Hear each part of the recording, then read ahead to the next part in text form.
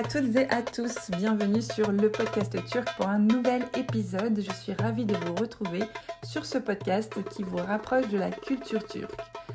Je suis Péline, autrice, rédactrice du site internet leblogdistanbul.com. C'est le site qui vous aide à voyager et à vous expatrier en Turquie et à Istanbul. N'hésitez surtout pas à y faire un tour. Alors aujourd'hui, j'aimerais vous parler d'un sujet qui va peut-être vous étonner, mais c'est un sujet qui me trotte dans la tête depuis quelques temps. Il s'agit du sujet du pardon. Alors, d'où ça sort et quel est le lien avec la culture turque ? Tout simplement parce que je sais que depuis la nuit des temps, il y a une phrase qui existe et qui est dans la bouche des gens, qui est « fier comme un Turc ». Et je dois vous avouer que j'ai fait le lien avec le pardon récemment, parce que j'ai eu un comportement qui, vis-à-vis de certains de mes proches, paraissait ne pas correspondre justement à cette idée qu'un Turc doit être fier. Tout simplement, il n'y a pas longtemps, j'ai pardonné quelqu'un.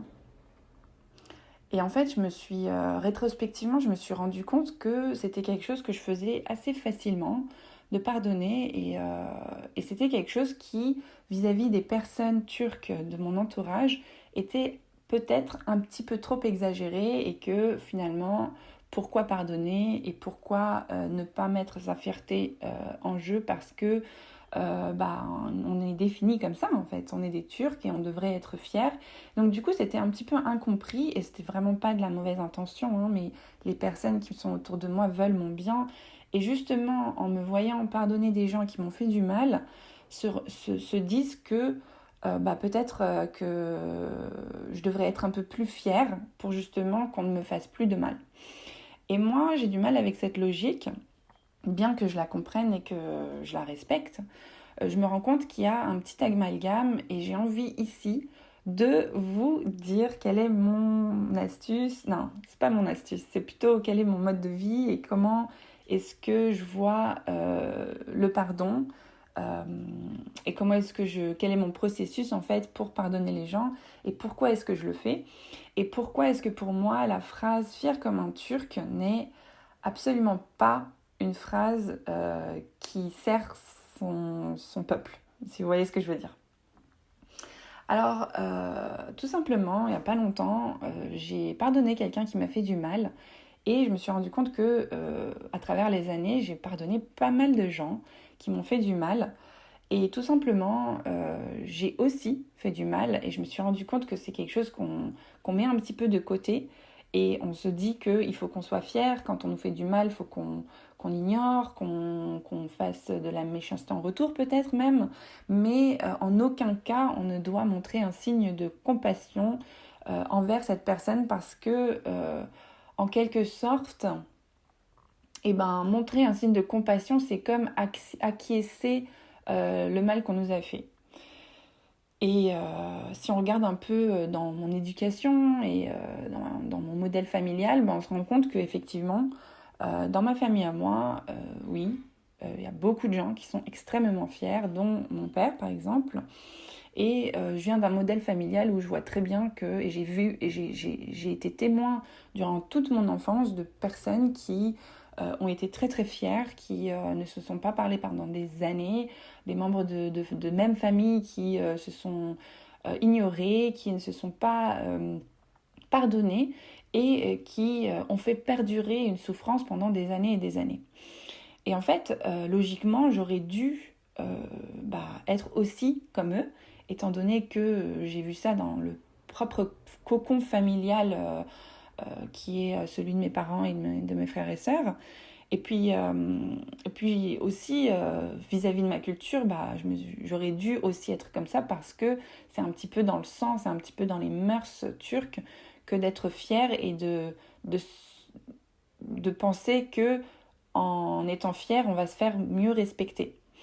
Et plus globalement, dans la population turque, je me suis rendu compte aussi que on était extrêmement fiers parce que on est nationaliste Et le peuple turc essaye de se protéger face au monde et on est souvent considéré comme persécuté. Et donc du coup, on est extrêmement fiers et on veut protéger notre pays. Et la seule manière qu'on trouve pour protéger notre pays, c'est d'être fier et de ne jamais accepter aucune critique, de ne jamais accepter aucun coup bas, et de ne jamais finalement, selon moi, tirer de leçons de ce qui s'est passé. Alors je vais vous expliquer un petit peu mon processus, comment moi je vois la chose. Je ne sais pas du tout si ça rentre dans les cordes de ce podcast, mais c'est quand même un point culturel qui est important et j'avais vraiment envie de l'aborder aujourd'hui parce que il n'y a pas longtemps, j'ai vécu une rupture amoureuse et en fait, ça m'a fait beaucoup de mal et on m'a fait beaucoup de mal. Et en fait, j'aurais dû, logiquement, être très très fière. Et je pense que toutes les femmes de ma famille ou de mon entourage ont cette idée que j'aurais dû être plus fière et que j'aurais dû soit faire du mal en retour, soit ignorer, soit créer un peu de drama, vous voyez ce que je veux dire. Mais c'est pas du tout ce que j'ai fait et c'est quelque chose qui, avec l'âge, arrive de moins en moins, que ce soit dans mes ruptures amoureuses, dans mes ruptures amicales ou dans des problèmes familiaux, etc. C'est vraiment pas du tout quelque chose que j'ai envie de continuer à faire. Je vous dis pas que je l'ai pas fait, hein. Surtout que je suis, je l'avais dit une fois dans un post Instagram, je suis de Trabzon, donc les Trabzonlu, les gens originaires de Trabzon sont considérés comme étant des personnes très têtues. Donc déjà, je pars avec un... Voilà. De manière générale, les Turcs sont réputés pour avoir beaucoup d'ego, justement, fiers comme un Turc. Et en plus de tout ça, effectivement, je suis bélier. Et c'est le signe astrologique, même si je ne sais pas si vous croyez à ce genre de choses, mais c'est le signe astrologique qui est le plus considéré comme étant le signe rebelle, le signe qui est impulsif et qui fait les choses un peu comme ça de manière très fière et qui pense tout savoir, voilà.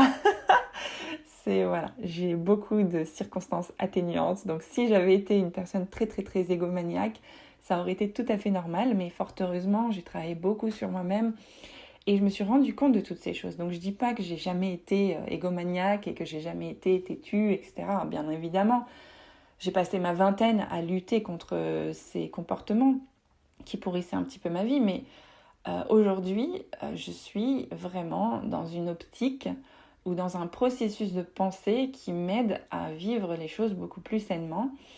Et je pense que la mention fière comme un Turc, elle empêche un petit peu, bien que je comprenne d'où elle vient, bien que je sache très bien que c'est un processus de défense, moi j'aspire à vivre autrement. Et aujourd'hui j'ai envie de vous expliquer comment. Alors, pour reprendre les choses, quand quelqu'un... attendez, je vais boire un petit coup de thé. Voilà. Alors, quand quelqu'un me fait du mal, alors, initialement, je réagis, du moins, je réagissais beaucoup, dans ma vingtaine surtout, beaucoup avec du drama. Et j'étais extrêmement fière, mais je ne vous explique même pas à quel point j'étais fière. Et je ressemblais tout simplement à mon père qui est un homme très très très fier. Et en fait, aujourd'hui, j'accepte beaucoup plus ce qui m'arrive. Donc voilà, il m'arrive quelque chose qui est pas cool, quelqu'un qui me fait quelque chose qui est pas vraiment acceptable. Tout d'abord, j'ai un premier processus que je faisais pas du tout avant, c'est que je me retire de la situation. C'est-à-dire que je prends du recul en m'éloignant soit de la personne, soit de la situation dans laquelle je suis et qui est inconfortable. Et donc physiquement, je prends le parti de m'éloigner, de partir, que ce soit pour 5 minutes, pour 10 minutes, ou pour 1 heure ou 2, ou pour même une semaine. J'ai besoin de prendre du recul pour remettre mes idées en place parce que je sais que je suis une personne très impulsive et que je risque de dire des choses qui vont qui vont être regrettées, je risque de faire des choses qui vont être regrettées. Et donc, j'ai appris avec l'âge, avec le temps, avec le travail que j'ai fait sur moi-même, à ne pas réagir, mais à plutôt me mettre en position d'introspection. Et donc, le premier truc que je fais, c'est que je me retire physiquement, je pars. Alors, ça peut être perçu comme de la lâcheté, mais en fait, la petite nuance, la petite différence, c'est que après, je reviens. Je reviens toujours pour mettre les choses au clair. Donc, pendant cette période où je m'isole et où je suis en introspection, je réfléchis vraiment, je pèse beaucoup le pour et le contre, j'essaie de comprendre. Et c'est ça, je pense, qui est la clé du fait que je vis les choses un peu plus sainement. Je dis pas que c'est complètement sain à 100%, mais un élément, c'est que je me mets à la place de l'autre. Et vous savez, cette habitude, je l'ai prise après avoir... et c'est marrant comme les choses peuvent nous marquer, mais j'ai regardé un reportage qui s'appelle Humans, qui est de Yann Arthus Bertrand, qui est un magnifique reportage hyper long, mais qui passe comme de l'eau, et qui est en fait un recueil de témoignages de personnes à travers le monde sur des thèmes différents. Et en fait, il y a un témoignage, je crois que c'est un des premiers témoignages de la première partie, parce qu'il y a plusieurs parties en fait. C'est soit la première partie, soit la deuxième partie, mais c'est vraiment le premier, le deuxième ou le troisième témoignage. C'est un grand gaillard, un monsieur de couleur noire, qui explique que quand il était petit, il se faisait battre par son père. Et il demandait à son père, à l'âge de 5 ans, il était haut comme trapomme, et il lui disait « Mais pourquoi est-ce que tu me bats ?» Et son père lui disait « Parce que je t'aime, tu comprendras plus tard. » Et cet homme, plus tard, il a eu une relation amoureuse, il s'est marié avec une femme, et il a eu un enfant, et il a tué son enfant et sa femme. Et en fait, il a compris bien plus tard que c'était parce qu'il croyait que la violence était une preuve d'amour. Donc dans son système psychologique, on va dire, ça s'est ancré comme ça. Il a été encodé dès petit à croire que l'amour c'était... Parce que voilà, les parents, c'est la source même première d'amour. Et il a été encodé pour croire que l'amour c'était la violence. Et donc, quand il était en prison, il y a une personne qui l'a visité, apparemment, il me semble, toutes les semaines, pendant des années. Et c'était la mère de la femme qui l'avait tué, qui l'a visité pour lui apprendre, rien que d'en parler, j'ai la chair de poule, qui l'a visité pour lui apprendre vraiment ce que c'était que l'amour. Et ouais, j'ai la gorge enrouée là, parce que vraiment, c'est très touchant. Et ça montre à quel point y a des personnes qui vivent dans un certain contexte. Bien évidemment qu'on n'est pas obligé de subir les résultats des choses qui arrivent aux gens dans leur jeunesse, des traumatismes, etc. Et on peut se retirer et on peut partir si ce n'est pas à nous de subir, bien évidemment. Et ces personnes-là doivent être suivies, doivent être soignées. Mais ça n'est pas à la portée de tout le monde, malheureusement. Et en fait, bref, cette histoire m'a énormément marquée. Et à partir de ce jour-là, j'ai regardé ce témoignage, je pense, une dizaine de fois. Il m'a tellement touchée, il m'a tellement marquée, il m'a tellement fait pleurer. Et en fait, à partir de ce jour-là, j'ai compris que tout avait une circonstance atténuante. Et j'ai envie vraiment de vous dire, tout a une circonstance. Tout. Même les choses les plus horribles. Et qu'au final, on est tous des humains. Et qu'au final, on est tous le fruit, en fait, de là d'où on vient, de l'éducation qu'on a eue, etc. C'est pour ça que j'ai autant mis d'importance sur la culture, l'éducation, etc. dans ma vie. C'est que je sais que on est le fruit de là d'où on provient et des personnes qui nous ont fait grandir et des fréquentations, etc., etc. Donc bref, ce témoignage a vraiment changé ma vie. Et à partir de ce jour-là, il me semble que c'était en 2016 ou 2017, j'ai commencé à regarder toutes les situations de ma vie de cet œil-là. Quand quelqu'un me faisait du mal, consciemment ou inconsciemment, j'ai toujours essayé de prendre du recul, voilà, soit en me retirant, soit en m'éloignant, soit en faisant une pause, ou etc., pour vraiment réfléchir qu'est-ce qui fait qu'on est dans cette situation-là, quelles sont les circonstances atténuantes, qu'est-ce qui peut faire que je peux peut-être me sauver moi-même de cette situation. Et quand c'est une situation qui est abusive, ça m'est déjà arrivé dans ma vie, peut-être qu'on en reparlera, mais quand c'est une situation abusive et que je suis... c'est pas juste en fait pour moi de vivre ce que je suis en train de vivre, eh bien je prends la décision de m'arrêter et de conseiller à cette personne d'aller voir quelqu'un ou de se faire soigner, mais que je ne serai pas le punching ball, et donc du coup je me retire.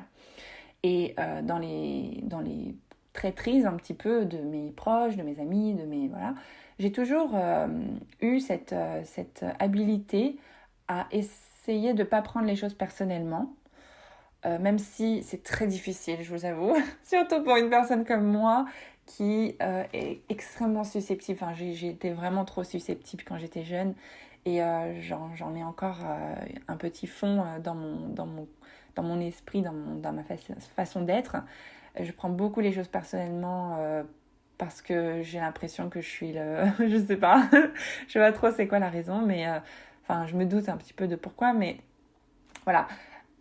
J'apprends à ne plus prendre les choses personnellement, à me dire que si on me fait du mal, c'est peut-être pas parce que c'est à moi qu'on veut faire du mal, mais c'est peut-être parce que la personne ne sait pas faire autrement. Et donc, je mets ma fierté de turc de côté. Et ça, c'est difficile à accepter pour beaucoup de gens autour de moi, mais c'est vraiment quelque chose qui est très important pour moi de transmettre. C'est que j'arrive à mettre ma fierté de côté.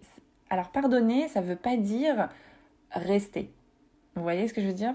C'est-à-dire que j'arrive à prendre du recul, j'arrive à ne pas prendre personnellement, j'arrive à avoir de la compassion pour quelqu'un qui me fait du mal, mais ça ne veut pas dire que je reste dans une situation abusive. Ça m'est arrivé une fois dans ma vie, c'était il y a une dizaine d'années, et depuis, j'ai eu ma leçon. Ça m'a forcément fait grandir, mais ça a été très très douloureux, et depuis je ne le fais plus, et j'ai appris que je ne suis pas l'infirmière de mes amoureux, je ne suis pas la psychologue de mes copines, je ne suis pas la médiatrice dans ma famille, voilà. J'ai appris tout ça, mais j'ai aussi appris à mettre ma fierté de côté et à me dire, écoute, ça ne sert à rien d'essayer de renvoyer l'appareil, et ça ne sert absolument à rien de faire du drama. Parce qu'une autre composante de la culture turque, enfin, des personnes qui vivent en Turquie, etc., c'est effectivement, on a ce côté un petit peu dramatique. Je pense que c'est le côté dramatique du Moyen-Orient, vous voyez. Et on a cette habilité à rendre les choses beaucoup plus grandes qu'elles ne le sont, et à faire traîner des choses pendant des années. Et je vous le dis, je l'ai vu dans ma famille, je l'ai vécu moi-même dans ma famille. Il y a des situations vraiment improbables où les gens sont extrêmement fiers et où ils créent beaucoup, beaucoup de drama pour un petit peu se faire souffrir soi-même. Et je pense que ça aussi, c'est une petite addiction de se faire souffrir soi-même. Et moi, c'est quelque chose dont je me suis retirée complètement. Alors, je ne vous dis pas que j'arrive à pardonner tout le monde tout le temps et de manière rapide. Il y a des pardons qui prennent du temps. Il y a des pardons qui sont très rapides. Et il y a des pardons qui sont obligatoires. Voilà.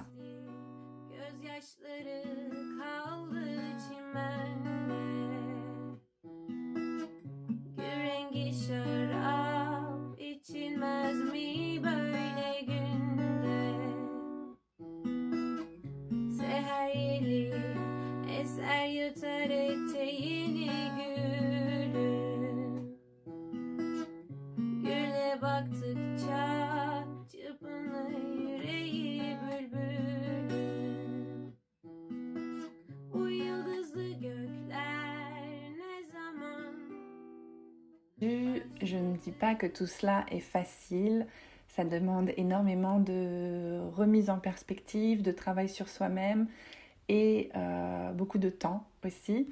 Mais je vous assure que ça porte ses fruits. Et au final, vous savez, il y a un dicton qui dit ce qui ne vous tue pas vous rend plus fort. Et j'y crois dur comme fer. Et je me dis que chaque expérience est bonne à prendre. Et c'est dommage de réduire toute une relation, qu'elle soit familiale, amoureuse, amicale ou même professionnelle, à seulement sa fin et à seulement la déception finale qui a mis terme à cette relation. C'est peut-être l'occasion aussi de dire merci aux personnes qui nous ont fait du mal parce qu'elles ont forcément aussi fait du bien à un moment donné pour qu'on les garde aussi longtemps dans notre vie. Donc, et puis si ce n'est pas le cas, si elles n'ont absolument pas fait aucun bien, bah merci tout simplement de m'avoir fait grandir. Du moins, c'est ma vision des choses. N'hésitez pas à me dire ce que vous en pensez. Voilà, c'est tout ce que j'avais envie de dire sur le pardon et la fierté turque. Je ne sais pas pourquoi j'ai eu envie de vous parler de ça. Je pense que ce message avait besoin d'être entendu par quelqu'un d'entre vous, peut-être aujourd'hui ou dans le futur. Et donc j'avais envie de le poser là et de le mettre quelque part. Et puis sûrement que quelqu'un va l'écouter et que ça va lui rendre service. N'hésitez pas à me dire ce que vous pensez de tout ça. Est-ce que vous pensez que vous êtes un peu trop fier ?